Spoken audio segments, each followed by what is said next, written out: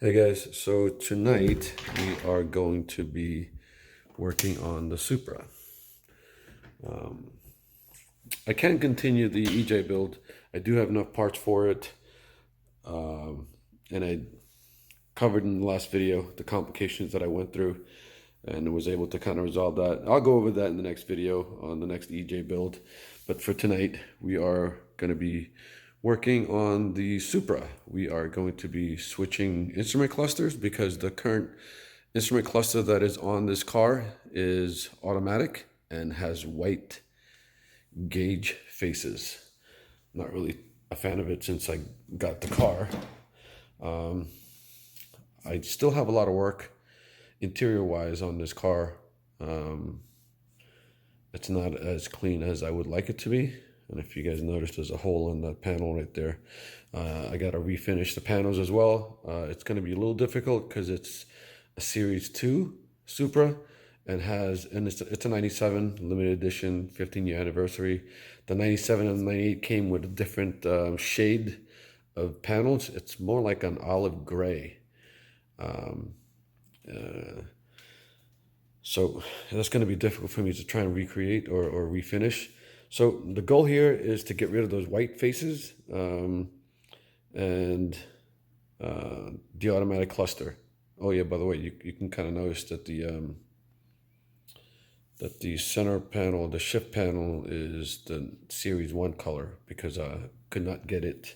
The previous owner who did the swap, this actually does have a true V160 swap to try and keep it a true TT. I mean, the 97 limited edition Series 2 Supra, of which this is, came automatic. It's a true Supra. It's a true TT, I should say. So the previous owner wanted to keep it all Toyota and put in a V160. And that's actually a good thing. V160s today, if I don't know if you guys have seen the prices, are crazy. So eventually I might want to go, I don't know, T56 or maybe go, if I can coin it, maybe down the road, go sequential. Once I get a little bit more power on her. But anyway, so like I said, I was able to grab black-faced 6-speed instrument cluster LED STU HAGEN, and we are going to swap it. So this should be a fairly quick video. I need to stop talking and start the work. I was, sorry, don't mean to give you guys a headache, but I was going to swap it with stock black face gauges, or gauge face, however you want to call it. Got this from Frank, built to perfection. I'll put his link down below. He does Supra content as well. Might want to check him out. And I was just gonna do that instead, but came across the STU HAGEN instrument panel for sale, so I just went ahead and grabbed that. So if anybody is interested in those gauge faces, let me know. Just comment down below. So let's go for it. It should be fairly easy. It should be fairly quick. I think you can get away with just maybe using a Phillips head screwdriver, and just be careful with the panels because these things are pretty pricey. And they're no longer available.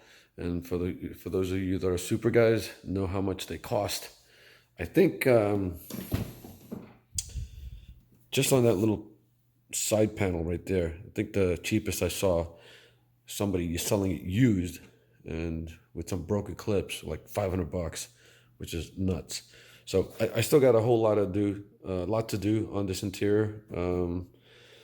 It's not as how I would like it. It's showing its age, you know, kind of like this part right here where it's starting to peel. I got a lot of work to do, but eventually she'll get to a point where I'll be happy with it. And the first thing I need to do is get rid of those white faces, which has been bugging me since I bought this car. So before I do the swap, just kind of want to give you guys a reference point to see what they look like before and after. So this is what she's like, lit up with the white gauge faces.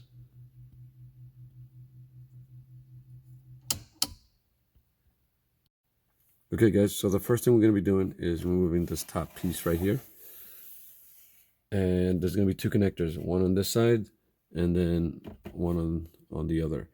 And it's pretty much just held on to this, or screwed on to this cluster hood with 5 screws. So all you're going to need is a Phillips head screwdriver, and basically you pull it out and unplug the connectors on both ends. Sorry for the bad lighting, but I got the connectors removed. So correction, there's actually 2 on this side. One is for the odometer and the other one's for the hazard. Okay, so the next thing is the centerpiece right here that is on top of, that covers the instrument cluster. So basically all it is just pulling that centerpiece. Just pull it straight out and you should be good to go. Just don't yank it too hard or yank it at an angle. Just pull it straight out and it should come off. And let's see if I can do it. Sorry about the non-focus. I've already yanked it out, by the way. So I'm just kind of just pulling it out of the face. Saying that sucker aside. Okay, next is just to kind of show you, there's going to be 2, there's actually a total of 4 screws, I think. So there's going to be one right there, and then the other right there. And then you got to pull these panels, these left and center console panel, just back a tad bit. I think what I'm going to do is I'm going to remove this one completely, so I have a way to be able to kind of angle it and pull it straight out, because there's 2 other screws. There's one on each end of this instrument cluster, so there's a total of 4. Again, really sorry for the lighting, but I'm working on a budget here using my phone. Just hoping to get you guys information so that you guys can use it as reference. Okay, so there you go. Really, all I did was just pull it. It's still hanging because there's still a connector back here. I guess the previous owner glued a boost gauge or some sort of gauge here. I can see that hole. That's really not typically there. And you have some glue residue here. So I got some finishing to do on this guy. But I just basically just cleared this so that I can have room to be able to pull the instrument cluster once I unscrew it from the 4 screws, angle it this way, and then pull it out this way. So that's the other screw I was talking about on one end, and then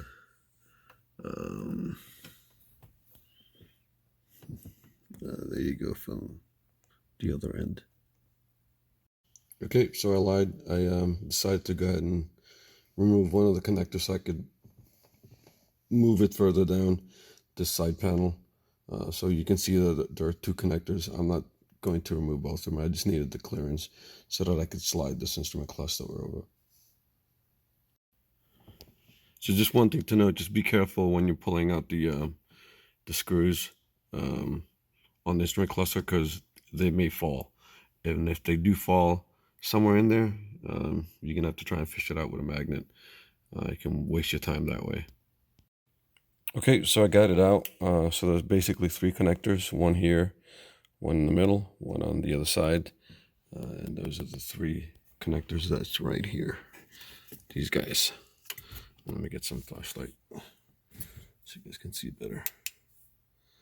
Those are the 3 connectors right there. So that's what she looks like.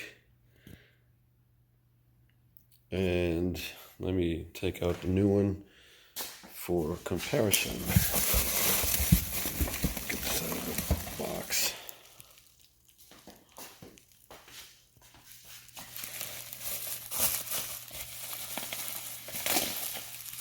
So she doesn't fall. Oh. Let's see if I can do this with one hand.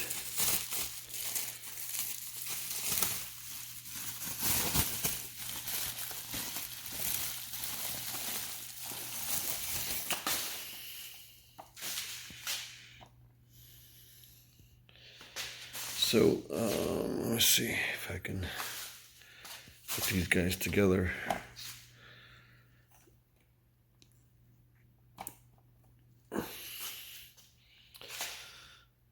So that's what she looks like. So these were custom, I believe, from what Erhan was telling me. And this one does have the 10K. And both sides has the Supra logo on it, which is actually pretty cool.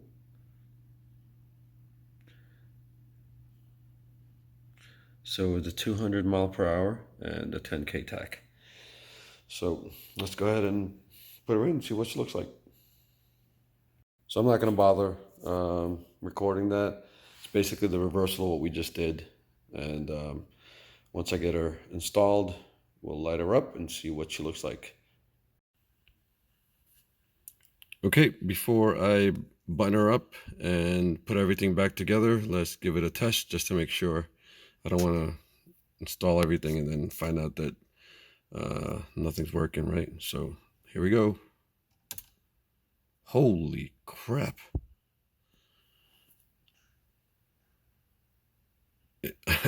I'm floored. This thing is nice. So yeah, so I guess it's money well spent. I mean, you saw the difference between the old one and this. I mean, it's bright. So I'm gonna do some adjusting, put everything back, and see how she looks. Okay, so that's what she looks like installed. Everything's buttoned up, and see if she can focus better. But that's the best I can get it with holding a flashlight with the camera. Sorry, my lighting in my garage sucks, and I'm doing this late at night. So anyway, let's see what she looks like. Wow. And I didn't change the lighting, by the way. So this is the same intensity as I had the other stock cluster. So I'm probably not going to run it that high, but it doesn't look like you can adjust it much. This is about the lowest it'll be before it shuts off. That's the highest setting right there. So I think I'm gonna run it at just right about when it shuts off. Just right there. That's perfect. Still way too bright. But hey, it's a lot better than the last cluster. So I just need to be able to match the lighting on the center cluster right here. I gotta update that radio, gotta finish the panel. That should be good to go.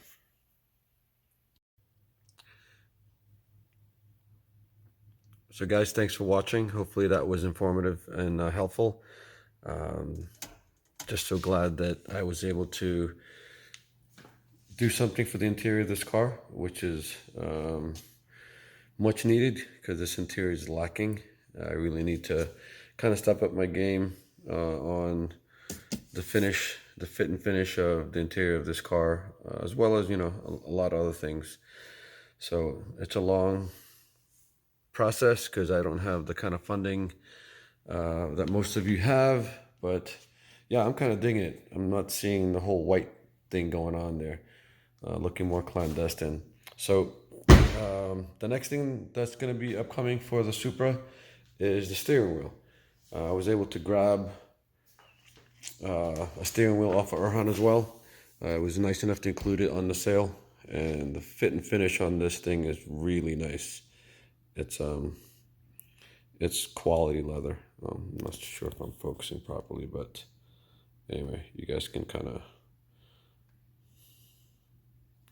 see it a little bit. And if anybody's interested in an instrument cluster, let me know. Hit me up, comment down below. She is going up for sale. So again, guys, till the next video, As always, be kind and stay humble. See ya. So just took her out for a drive just to make sure that the gauges work, and they do. So pretty happy with it.